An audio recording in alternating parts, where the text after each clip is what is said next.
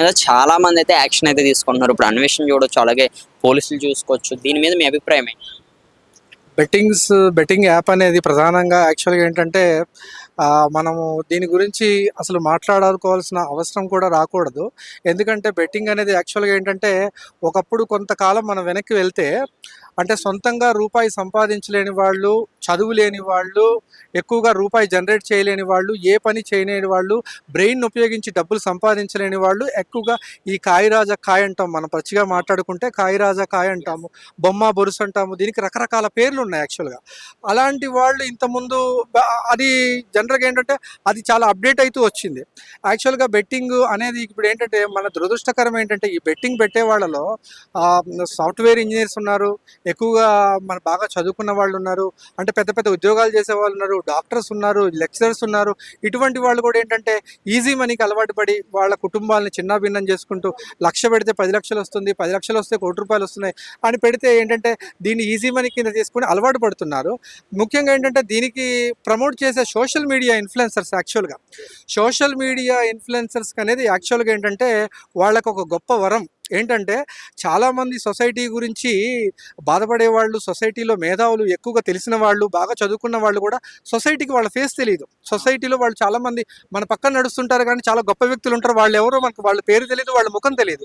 కానీ social media influencers అనేసరికి వాళ్ళు బయటకు వచ్చినా, కూరగాయలకి వెళ్ళినా, షాపింగ్కి వెళ్ళినా, ఎక్కడ బయటికి వెళ్ళినా, సినిమా హాల్కి వెళ్ళినా ప్రజలు గుర్తుపడుతున్నారు. వాళ్ళు గుర్తుపట్టి వాళ్ళు మాట్లాడటం అనేది వాళ్ళకి ఏంటంటే చాలా సంతోషకర విషయం. సెల్ఫీలు అడుగుతుంటారు. కానీ సోషల్ మీడియా ఇన్ఫ్లుయెన్సర్స్ కూడా ఒక సామాజిక బాధ్యత ఉండాలి ఖచ్చితంగా. ఎందుకంటే ఈ బెట్టింగ్ యాప్స్ వల్ల కుటుంబాలు నాశనం అవుతున్నాయి. మనం ఓన్లీ డబ్బుల కోసం అంటే సోషల్ మీడియా ఇన్ఫ్లుయెన్సర్స్కి డబ్బులు ఎక్కడి నుంచి వచ్చాయి? సమాజమే ఇచ్చింది వాళ్ళకి డబ్బులు. అంటే వ్యూవర్షిప్ ఉన్న సమాజమే వాళ్ళకి డబ్బులు ఇచ్చింది. ఈ డబ్బులతోనే ఈ డబ్బులే మనకి మనం ఇన్ఫ్లుయెన్స్ చేస్తున్న ఒక అంశం ఏదైతే ఉందో చాలామంది ఆత్మహత్యలు చేసుకుంటున్నారు. కుటుంబాలు చాలా చిన్న భిన్నమవుతున్నాయనే వాళ్ళకి సోషల్ మీడియాలో వాళ్ళకి ఏంటంటే ఆ సోషల్ కన్సర్న్, ఒక సామాజిక బాధ్యత వాళ్ళకి అది ఉండాలి ఖచ్చితంగా. అది లేకపోవటం సెలబ్రిటీస్, ముఖ్యంగా సెలబ్రిటీస్ ఏంటంటే మనకంటే ముందుంటారు వాళ్ళు. ఎందుకంటే వాళ్ళు అన్నిట్లో ముందుంటారు, వాళ్ళకి మనం గౌరవిస్తాం, వాళ్ళు అన్నిటి మీద వాళ్ళకి అవగాహన ఉంటుంది. మనకంటే కొంచెం తెలివి కళ్ళ వాళ్ళు అని మనం నమ్ముతాం. ఎందుకంటే వాళ్ళు మనకంటే ఫైనాన్షియల్ అవ్వచ్చు, లేకపోతే ఇంకోటి అవ్వచ్చు, వాళ్ళకి మంచి పొజిషన్లో ఉన్నారు. అలాంటి అవేర్నెస్ ఉన్న వాళ్ళు కూడా బెట్టింగ్ యాడ్స్ ప్రమోట్ చేయటం అనేది చాలా బాధాకరం. ఎందుకంటే వాళ్ళకి డబ్బులు వచ్చి ఉండొచ్చు, కానీ వాళ్ళకి లక్షల రూపాయలు వచ్చి ఉండొచ్చు, కానీ శవాల మీద పేలాలు ఏరుకుంటాం, చెల్లరేకుంటాం కాదు కదా. సామాన్యుల మీద ఇట్లాంటి వాళ్ళు సంపాదించుకోవడం అనేది మంచి పద్ధతి కాదు యాక్చువల్గా. ఇటువంటివన్నీ మారాలి. సమాజం కూడా చాలా వరకు ఈజీ మనీ కంక్లూజన్ ఏంటంటే ఫస్ట్ ఎవరికైనా పై పందాల్లో డబ్బులు వస్తాయి, బెట్టింగ్లో అయినా కొంత తాత్కాలికమే. ఫైనాన్షియల్గా కంప్లీట్గా వాళ్ళకి ఏంటంటే చివరికి వాళ్ళకి కంపల్సరీ వాళ్ళకి ఏంటంటే కంక్లూజన్ చాలా వరకు వాళ్ళ జీవితంలో విషాదంతోనే పోతాయి. అంటే లక్ష పోయింది, 10 లక్షలు పోయిన తర్వాత జీవితమే పోతుంది. ఇదే ఐపీఎల్ యాక్చువల్గా ఇప్పుడు నెక్స్ట్ ఐపీఎల్ సీజన్ రాబోతుంది. ఐపీఎల్ అంటే యాక్చువల్గా ఏంటంటే ఎలా అయిపోయిందంటే ఐపీఎల్ ఇండియన్స్ పై పందాల లీగ్ అయిపోయింది. అంటే ఈ ఐపీఎల్ అనేది క్రికెటర్స్ యొక్క వాళ్ళ భవిష్యత్తు ఈ ఐపీఎల్తో చాలా వరకు వాళ్ళు ఎక్కడో ఉన్నోళ్ళు ఎక్కడికో వెళ్ళిపోతున్నారు వాళ్ళు. ఎందుకంటే కోట్ల రూపాయలు పెట్టి వాళ్ళకైతే వాళ్ళని ఎవరైతే కొనుక్కుంటున్నారు అంటే వాళ్ళని ప్రమోట్ చేస్తున్నారు చాలా వరకు. వాళ్ళేమో ఆర్థికంగా ఉన్నత స్థితికి వెళ్తే వీళ్ళు ఉన్నాయి అమ్ముకొని, బిల్డింగ్లు అమ్ముకొని, వాళ్ళ కార్లు అమ్ముకొని, వాళ్ళ స్థలాలు అమ్ముకొని చివరి ఐపీఎల్ కంప్లీట్ అయిపోయే లోపు వీళ్ళ ఆర్థికంగా చితికిపోయి వాళ్ళ జీవితాలు కూడా చిన్న భిన్నం అవుతుంది. అంటే మనకు ఇండియన్స్ క్రికెట్ ఆడినప్పుడు యాక్చువల్గా ఏంటంటే భారతదేశం కూడా 11 మందికి వెళ్ళే చూస్తుంది యాక్చువల్గా. అంటే ఎందుకు 11 మందికి వెళ్ళి ఎందుకు చూస్తుంది అంటే వాళ్ళు నిజంగా వాళ్ళ స్వశక్తితో ఎదిగిన వాళ్ళంతా. వాళ్ళు ఆర్థికంగా కానీ వాళ్ళ సామాజికంగా స్వశక్తి కలిగింది. అంటే ఒక పేరు రావాలంటే వాళ్ళు అక్కడ దాకా నిలబడ్డారు. వాళ్ళు నిజంగా మనం ఇండియా గెలిచిన మనం సెలబ్రేట్ చేసుకుంటున్నాం కదా. వాళ్ళు రోల్ మోడల్గా మనం ఎందుకు తీసుకోకూడదు? వాళ్ళ కుటుంబాన్ని వాళ్ళు ఎందుకు డెవలప్ చేసుకున్నారు, ఎలా వాళ్ళు ఇదయ్యారని దాన్ని ఎందుకు నువ్వు ఆలోచించకూడదు? ఈజీ మనీ వేటలో కంప్లీట్గా ఎప్పుడైనా మన ఈజీ మనీ అనేది ఎప్పుడు కూడా కంక్లూజన్లో ఎప్పుడు కూడా అది విషాదమే. ఖచ్చితంగా సమాజం ఆలోచించాల్సిన అవసరం ఉంది. చట్టాలు కూడా ఖచ్చితంగా వాళ్ళ మీద కఠినంగా వ్యవహరించాలి. సోషల్ మీడియా ఇన్ఫ్లుయెన్సర్స్ కానీ, సెలబ్రిటీస్ని కానీ ఎవరిని వదిలిపెట్టకూడదు. ఖచ్చితంగా వాళ్ళకి కఠిన శిక్షలు పడాలి. అదొకటి మనం రీసెంట్గా చూసుకుంటే హర్ష సాయికి కొన్ని కోట్ల మంది ఫాలోవర్స్ ఉన్నారు, ఫాలోయింగ్ కూడా ఉంది. అటువంటి హర్ష సాయి కూడా బెట్టింగ్ యాప్స్ ప్రమోట్ చేస్తున్నారని ఆయన మీద కూడా కేసు అయితే ఒక పోలీస్ స్టేషన్లో అయితే నమోదైంది. దీనికోసం ఏమంటారంటే హర్ష సాయి అలా చాలా మంది ఉన్నారు, వీళ్ళందరి పరిస్థితి ఏంటి? వాళ్ళు ఈ హర్ష సాయి వీళ్ళు సోషల్ మీడియా ఇన్ఫ్లుయెన్సర్స్ అంటే వీళ్ళు ఖచ్చితంగా వీళ్ళు ఉన్నారు చేసేవాళ్ళే. వీళ్ళకేంటంటే గతంలో కూడా వీళ్ళ మీద చాలా ఎలిగేషన్స్ వచ్చినాయి. డబ్బులు సంపాదించుకుంటున్నారు, అన్ని రకాలుగా యాప్స్‌ని ప్రమోట్ చేస్తున్నారు అనేది ఉంది. అంటే వాళ్ళ విషయంలో ఏందంటే ఒక ట్రాన్స్‌పరెంట్‌గా లేదు. అంటే వాళ్ళు ఇది చేస్తున్నారు, ఇది చేయట్లేదని కాకుండా అదేంటంటే వాళ్ళు రీసెర్చ్‌లోకెళ్తే గానీ మనకి తెలీదు. యాక్చువల్‌గా ఏంటంటే వీళ్ళు చేస్తున్నారనేది చాలామంది అంటున్నారు. కానీ ఇలా చేయటం వల్ల సమాజానికి మంచయితే జరగదు గదా! వాళ్ళు సొసైటీకి ఎంతో కొంత తిరిగి ఇవ్వాల్సిన అవసరం ఉంటుంది. సొసైటీకి వాళ్ళు కూడా ఎంతో కొంత రెస్పాన్సిబిలిటీగా ఉండాలి. నాన్ వేషినా కూడా ఈ బెట్టింగ్ యాప్స్ గురించేను ఒక వైపు నుంచి యుద్ధం చేస్తున్నాడు. అంటే రోజుకొక ఒక ఇన్‌ఫ్లుయెన్సర్ మీద వీడియో పెడుతున్నాడు తన యూట్యూబ్ ఛానెల్‌లో.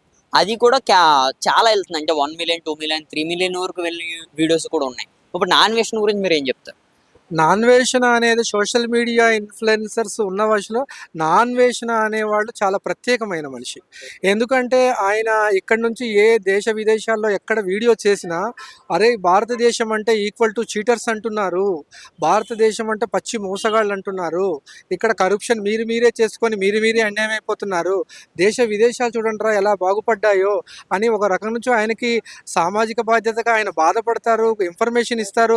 ఖచ్చితంగా నాన్వేషణ అనే అతనికి కంపల్సరీ కూడా ఒక సోషల్ కన్సర్న్, ఒక సోషల్ రెస్పాన్సిబిలిటీ అయితే ఖచ్చితంగా ఉంది ఆయనకి. ఆయన విషయంలో ఎప్పుడు కూడా ఆయనకి ఇంతవరకు చిన్న మచ్చలేదు. ఇంతవరకు ఆయన మీద ఏ ఎలిగేషన్ లేదు. కానీ ఆయన చేస్తున్న యుద్ధాన్ని మాత్రం ఖచ్చితంగా నేను కూడా సపోర్ట్ చేస్తున్నాను. ఎందుకంటే అంటే ఒక ఇన్‌ఫ్లుయెన్సర్ అన్నవాడు ఒక ఒక మనం ఏంటంటే ఒక ఇన్‌ఫ్లుయెన్సర్ అన్నవాడు ఏదైనా గాని ఒక స్టాండ్ తీసుకుంటే అది ఎక్కువ మందికి రీచ్ అవుతుంది.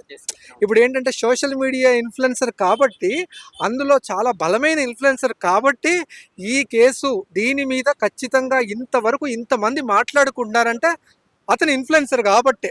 అంటే ఇన్‌ఫ్లుయెన్సర్ ఫోకస్ చేస్తే ఇలాంటి విషయాల మీద ఇంత బాగా చర్చ జరుగుద్ది. అంటే థాంక్స్ టు అన్వేషణ. నేను మీ మీడియా తరపున చెప్తున్నా ఏంటంటే, ఆయన సామాజిక బాధ్యత వహించినందుకు నేను మాత్రం చాలా సంతోషంగా ఉన్నాను. అతను చేస్తున్న యుద్ధంలో ఏదైతే నా పార్టిసిపేషన్ నేను ఎంతవరకు చేయాలో నేను కూడా చేస్తాను ఖచ్చితంగా. ఇప్పుడు ఆ ఇష్యూ మీద చూసుకున్నా సరే చాలా మంది నాన్ వేషన్ చెప్పేదంతా అంత అబద్దాలని కూడా చాలా మంది మాట్లాడుతున్నారు. ఇది ఎంతవరకు కరెక్ట్? అంటే నాన్ వేషన్ కెమెరా ముందు ఒకలా, కెమెరా వెనకాల ఒకలా కూడా చేస్తున్నారని కూడా అంటున్నారు. దీనికోసం ఏమంటారు? అంటే కెమెరా ముందు ఒకటే విషయం మనం మాట్లాడదాం. కెమెరా ముందే బెట్టింగ్ యాప్‌ని ప్రమోట్ చేయండి అనేది ఫిజికల్‌గా కనపడుతుంది మనకి. అది మనకి ఎదురుంగా ఖచ్చితంగా అది మనకి జీవితాలని చిన్నాభిన్నం చేస్తుంది. అన్యాయం చేసే ప్రమోట్‌ని చేస్తున్నారని మనకి స్వయంగా కనపడుతుంది. స్వయంగా ఆయన పర్సనల్‌గా అది ఉందో లేదో ఎవరికీ తెలీదు.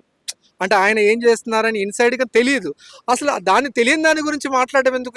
ఇది ముందు తెలుస్తుంది గదా! అంటే మీరు ఓపెన్‌గా మీరు బెట్టింగ్ యాప్‌ని మీరు మీడియా ద్వారానే కంపల్సరీ వాళ్ళేంటంటే ఒక కెమెరా ముఖంగానే చెప్తున్నారు గదా! ఆయన్ని అంటే ఆయన సోషల్ కన్సర్న్ ఉన్న వ్యక్తిగా మ మ అంటే నేను నా పర్సనల్ ఏంటంటే నేనైతే నమ్మట్లేదు. నాన్ నేనైతే వేషన్ ప్రకారం. నేనైతే నమ్మట్లేదు. ఆయన విషయంలో ఇలాంటిది ఉంటదని నేను అనుకోను.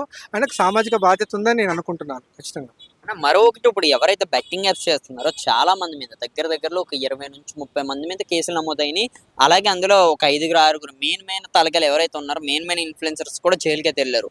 ఇప్పుడు వీళ్ళకి జస్ట్ భయపెడతారనుకోవచ్చా? మొత్తం అందరిని కూడా లోపలికి తోసే అవకాశం ఉందా?